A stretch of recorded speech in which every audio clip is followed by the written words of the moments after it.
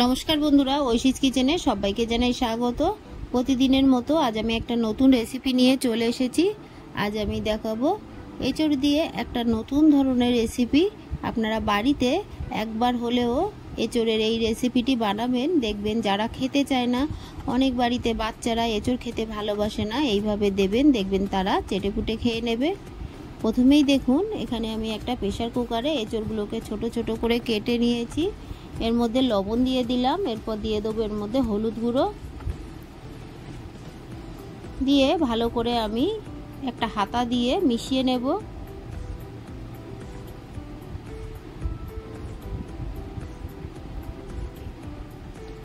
Pressure কুকারে ঢাকনা আটকিয়ে 4 থেকে 5টা সিটি মেরে নেব। আপনারা যতক্ষণ না এঁচড় না গলে সেই মতো আপনাদের প্রেসার কুকারে সিটি দেবেন। সিটি দিয়ে জল ঝরিয়ে নিয়েছি। দেখুন এঁচড়গুলো সিদ্ধ হয়ে গেছে। হাত দিয়ে চেপে চেপে এইভাবে এঁচড়গুলোকে আমি দেখুন এইভাবে মেখে নেব। একটু একটু গোটা থাকলেও কোনো অসুবিধা নেই, আপনারা চাইলে মিক্সিতে পেস্ট করেও নিতে পারেন।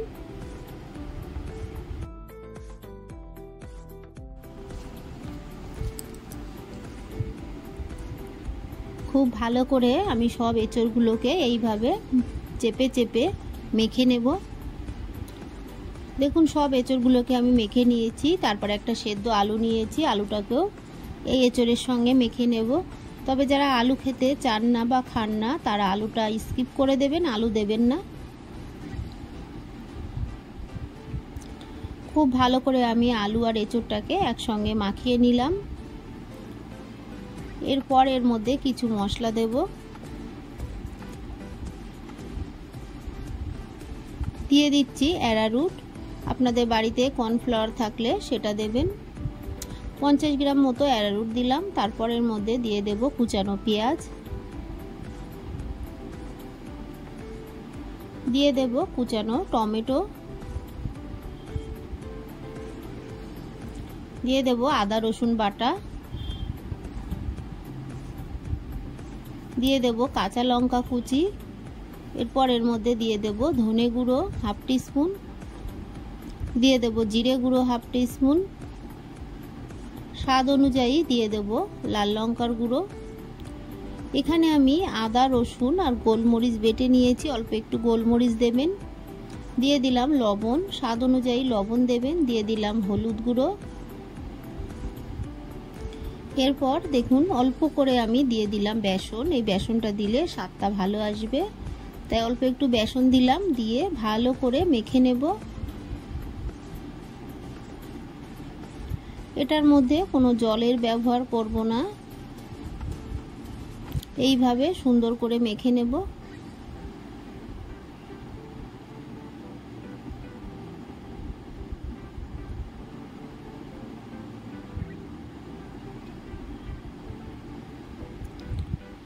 ভালো করে আমি মেখে নিয়েছি।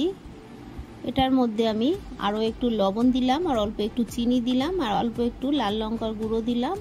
তারপর দিয়ে দিলাম সানরাইজের শাহি গরম মশলা, দিয়ে ভালো করে আবারও মেখে নিলাম।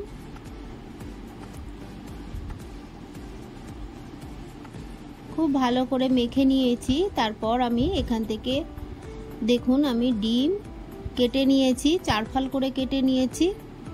আমরা ডিমের চপ বানাতে গেলে যেভাবে বানাই ঠিক একইভাবে দেখুন দিয়ে দেব।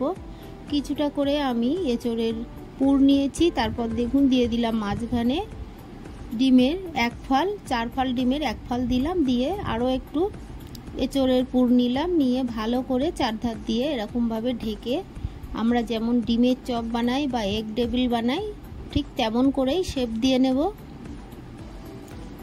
এঁচড় তো বাচ্চারা খেতে চায় না, আপনারা এইভাবে বানিয়ে দেবেন, ডিমের চপ ভেবে সুন্দর করে খেয়ে নেবে।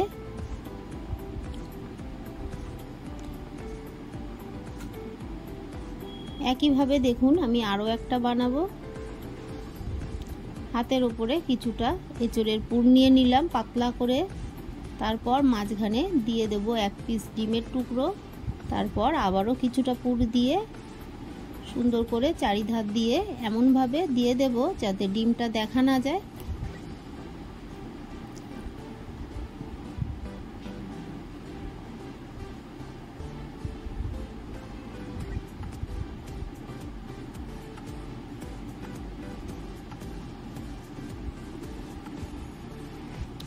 দেখুন এইভাবে আমি সবগুলো বানিয়ে নেব।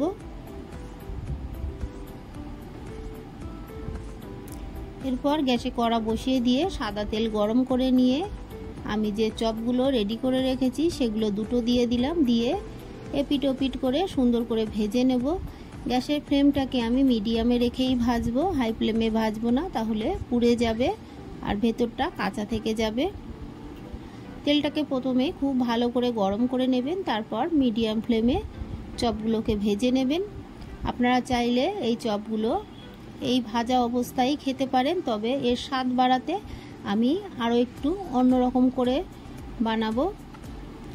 শেষ পর্যন্ত দেখলে বুঝতে পারবেন শেষে যে জিনিসটা দিয়ে আমি বানাবো সেটা দিলে খেতে আরও বেশি ভালো লাগবে।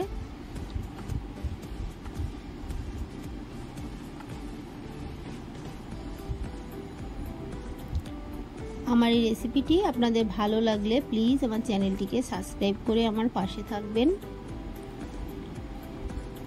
সব চপগুলোকে আমি এইভাবে ভেজে নিয়েছি, দেখুন কালারটা কতটা সুন্দর আসছে আর একটা চপও ভেঙে যাচ্ছে না। সব চপগুলো ভেজে নিয়ে কিছুটা তেল আমি সরিয়ে রাখলাম আর অল্প একটু তেল কড়ায় রেখেছি। এর মধ্যে দিয়ে দেব কুচানো রসুন, 5 থেকে 6 কোয়া রসুন আমি কুচিয়ে সেই রসুনগুলোকে দিলাম, দিয়ে কিছুক্ষণ নেড়ে রসুনটা একটু ভাজা ভাজা হলে এই সময় এর মধ্যে দিয়ে দেব কারি পাতা। কিছুটা কারি পাতা আমি দিয়ে দিলাম, তারপর দিয়ে দিলাম দুটো চেরা কাঁচা লঙ্কা। গ্যাসের ফ্লেমটাকে আমি লো করে রেখেছি। এই সময় এর মধ্যে দিয়ে দিলাম soya sauce, 2 teaspoon soya sauce আমি এর মধ্যে দিলাম।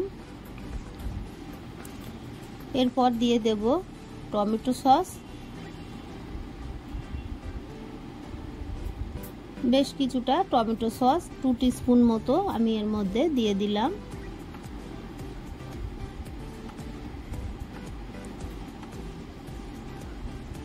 এরপর দিয়ে দেব রেড চিলি সস।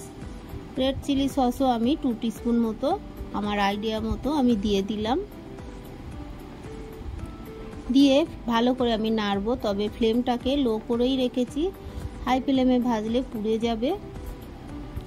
লো করে রেখে বেশ কিছুক্ষণ ফুটিয়ে নিচ্ছি। দেখুন এর মধ্যে দিয়ে দিলাম 1/2 টিস্পুন চিনি। লবণটা দেব না, কারণ চপে লবণ দেওয়া আছে আর সয়া সসে কিন্তু লবণ থাকে, তাই আমি আলাদা করে আর লবণ দিলাম না। এরপর এর মধ্যে চপগুলোকে দিয়ে দেব, দিয়ে ভালো করে মিশিয়ে নেব। বাড়িতে একবার হলেও এইভাবে আপনারা চপ বানিয়ে খেয়ে দেখবেন। এঁচোড়ের এত সুন্দর খেতে হয় এঁচোড়ের চপ, আপনারা বাড়িতে না খেলে বুঝতে পারবেন না।